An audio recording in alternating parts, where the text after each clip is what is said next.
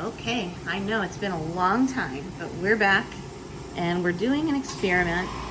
It's something called a living hinge, and this would be turned into a doorbell chime box cover.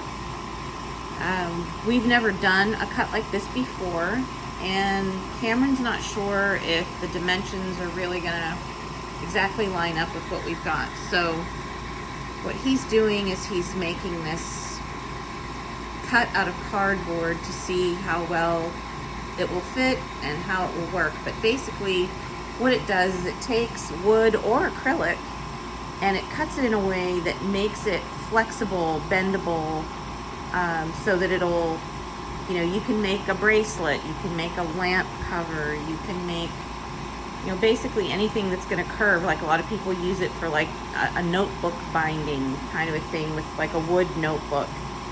So anyway, a lot of different things are possible. I'm going to post a couple of still photos that are examples of living hinges, and then I'll show you what this is going to look like.